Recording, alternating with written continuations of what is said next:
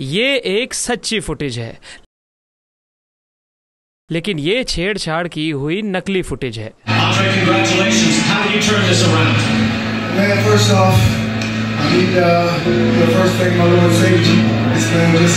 The issue with sin, it makes us, our sin that's in us makes us do those things, and the only salvation for this sin is the gospel. The only way to really cure that what's on the inside is understanding that Jesus Christ died for our sins. And so to me, on a micro level, it's understanding.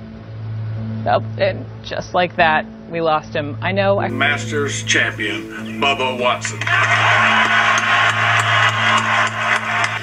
And then second, I got to thank my Lord and Savior, Jesus Christ.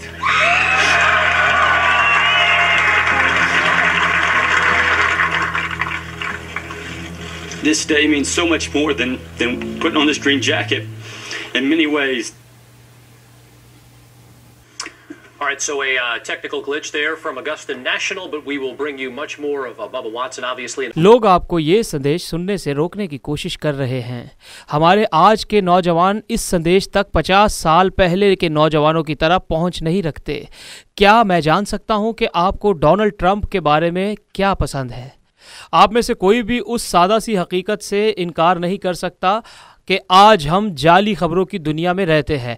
और अभी थोड़े ही वक्त में आपको मैं एक हैरत अंगेज़ वजाहत भी दूंगा नासा के बारे में कि वो अपने मुलाजमीन के साथ क्या करते हैं। लेकिन पहले हम देखेंगे, अगर किसी को बुरा महसूस ना हो तो मैं आपके साथ एक कहानी शेयर करना चाहता हूँ। एक लड़की जेसिका थी जिसकी माँ के हाथ ख़राब थे। सब जेसिका की माँ पर हंसते थे। वो कहते थे कि उसके हाथ कितने दागदार हैं, वो नाकाबिले बर्दाश्त हैं, वो कितने लाल हैं, उस पर कितने धब्बे हैं।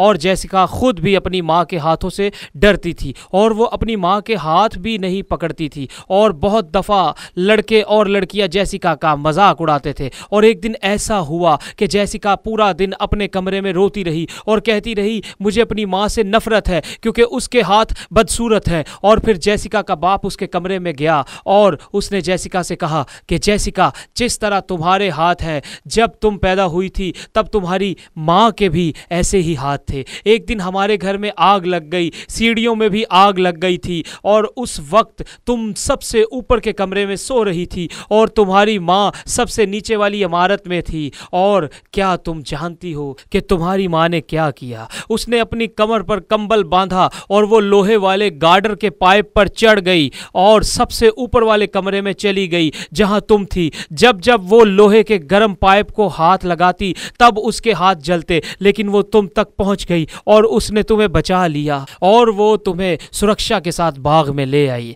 जब आग बुझ गई तो फायरमैन ने माँ के हाथों की तरफ देखा तो वो खराब हो चुके थे और तुम विश्वास नहीं कर सकती उसके हाथ किस कदर दागदार और सुर्ख हो चुके थे। यही वजह है कि तुम्हारी माँ के हाथ बदसूरत है। और उसी वक्त जेसिका अपने कमरे से भागकर अपनी माँ के कमरे में गई और अपनी माँ के हाथों को चूमने लगी और कहने लगी, माँ, इस पूरी दुनिया में सबसे ज्यादा सुंदर हाथ आपके हैं। और मेरा पैगाम लोगों के साथ भी बिल्कुल ऐसा ही है कि देखो, यीशु ने अपने हाथों को छिदवाया और लोगों ने उसे बुरी निगाह से भी देखा, लेकिन जो लोग सच्चाई को जानते हैं उनके नजदीक उन हाथों से ज्यादा सुंदर हाथ दुनिया में किसी के नहीं है। जितनी दफा आपके हाथों ने लोगों को दुख दिया और कोई भी जालमाना या बुरी हरकत की, उसके लिए उन हाथों को छेदा गया, उनमें कील ठोंके गए। जितनी बार भी आपके पैर उस जगह पर गए जहां आपको लगता था कि आपको नहीं जाना चाहिए था, जहां आपका ज़मीर आपको जाने से रोक रहा था, उसके लिए उसके पांव भी छेदे गए और उसके पांव में कील भी ठोंके गए। जितनी बार भी आपके जहन ने बुरे ख्यालात सोचे, जितनी बार आपके जहन ने मगरूर और शर्मनाक बातें सोची, उसके लिए खुदावंद यीशु मसीह की पेशानी छेदी गई, उसके सर पर कांटों का ताज रखा गया। खुदावंद यीशु मसीह ने हमें बचाने के लिए सलीब पर दुख उठाया, बिल्कुल उसी छोटी बच्ची की तरह जो सबसे ऊपर वाले कमरे में थी। मैं और आप बेबस हैं, हमारा अंत हमारे गुनाहों के साथ ही हो जाएगा। हमें मदद की जरूरत है, हमें बचाए जाने की जरूरत है और वही मसीह यीशु ने सलीब पर किया।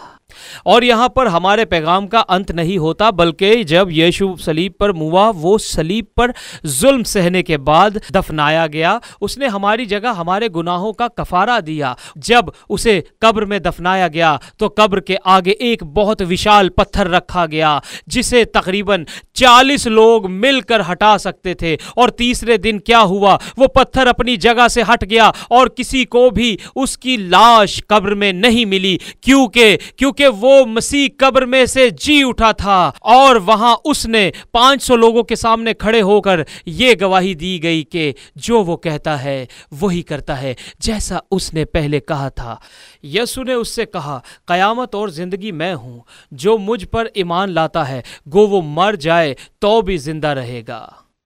और यीशु वहां कब्र को फतह करके जी उठा और अब हमें उम्मीद दिलाता है कि आओ मैं तुम्हें अबदी जीवन दूं अगर तुम मुझ पर विश्वास रखोगे। यही मेरा संदेश है और ये दुनिया का सबसे बेहतरीन संदेश है।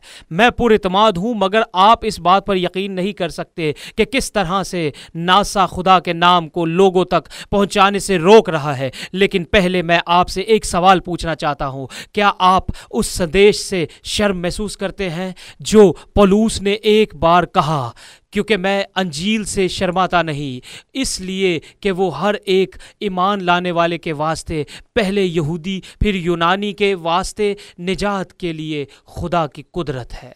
मेरी बात पर कान लगाएं। हम जिस दुनिया में रह रहे हैं उसके लोग अंजील से शर्माते हैं, लेकिन एक बहुत ही अजीब बात यह है कि आज गिरजाघर खुद भी अंजील से शर्माते हैं और फिर हम कहते हैं कि हमें यहाँ सबसे हैरत अंगेज संदेश मिला है। हम मसीह के लहू के बारे में जानते हैं जो सारे गुनाहों को धोता है और हमें साफ करता है। ईश्वर के मुताबिक हम उस खुशखबरी के बारे में जानते हैं जिसने गुनाहगार को समाज का बदतरीन दर्जा दिया और फिर उन्हें तारीख के सबसे ज्यादा खुदाप्रस्त मकदस बना दिया है। हमारे पास ऐसे लोगों के लिए संदेश है जो नशे की लत में फंसे हुए हैं और फिर वो मसीह यीशु को पाते हैं और उनकी जिंदगी तब्दील हो जाती है और वो शादमान होते हैं। और यहाँ हमें एक संदेश मिलता है कि ईश्वर हमारी जिंदगी में आता है और हमारी रूह के अंदर रहता है। ये सबसे अजीम संदेश है, लेकिन फिर भी आप बहुत मुश्किल से ऐसा मसीही देखेंगे जो मसीह के लिए खड़ा हो। मेरे प्यारे दोस्तों, हम कितनी बार ईश्वर को पुकारते हैं, परमेश्वर हमें बहाल करे, परमेश्वर इस धरती पर अपनी रूह को भेज और गुनाहगारों को अपनी तरफ ला। लेकिन हमें अपने आप से एक अहम सवाल करना है कि ईश्वर अपनी बहाली को उसके गिरजाघर में क्यों भेजेगा जहां लोग उससे और उसकी खुशखबरी से शर्माते हैं। क्या इस बात से आपको तशवीश नहीं होती है कि जब आप ये सारी ब्रॉडकास्ट देखते हैं, जो ऑनलाइन पैगाम आप सुनते हैं, सोशल मीडिया पर जितने भी मसीही हैं वो मुआद जो इस्तेमाल करते हैं, बड़े गिरजाघर, बड़ी कॉन्फ्रेंसेस, आखिर में वो सारा कलाम जो हर एक दिन हमारी जिंदगियों में डाला जाता है, उन सब के बावजूद भी मैं यकीन रखता हूं कि हमारे पास अभी भी मसीहियों की इतनी बड़ी नस्ल मौजूद नहीं है जो मसीह के लिए बगैर खौफ खड़े हो सके,